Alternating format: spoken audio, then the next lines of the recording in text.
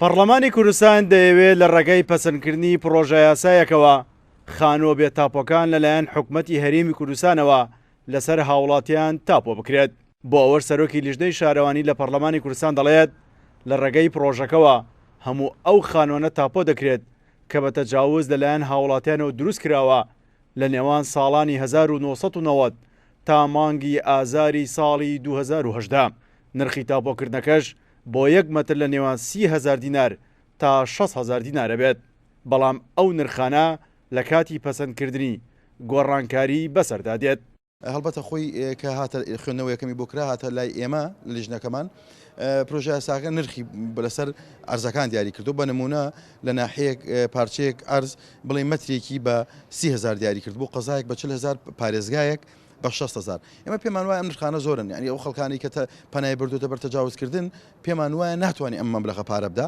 بۆیە هەوڵمان داوە لە ناحەیەک بهێنین لە 5,000 بۆ 15,000 جێگەی بکەینەوە لەو مەسافە، دواتر قەزا و پارێزگاکانیش بە هەمان شێوە سەعرەکانی دابگرین و بۆ چونێکی تریش هەیە ئێمە هەوڵ بدەین هەر منتیقەیەک بە پێی ئەو نرخی ئەو ناوچەیە پارچێکی ئەرز بڵێ خانوویەک چەندەکە هەوڵ بدرێت حکومەت 120 لیان وەربگرێتەوە. پرۆژەکە ئێستا خوێندنەوەی یەکەمی بۆ کراوە لەلایەن پەرلەمانی کوردستانەوە. ئەندامێکی پەرلەمانی کوردستانش لە لیژنەی شارەوانی دەڵێت لەلایەن لیژنەکەیانەوە کارەکانیان لەسەر پرۆژەکە تەواو بووە و ڕەوانەی وەزارەتی شارەوانی و گەشت و گوزار کراوە بۆ ئەوەی تێبینی ئەو وەزارەتەش لەسەر ئەو پرۆژەیە وەربگیرێت.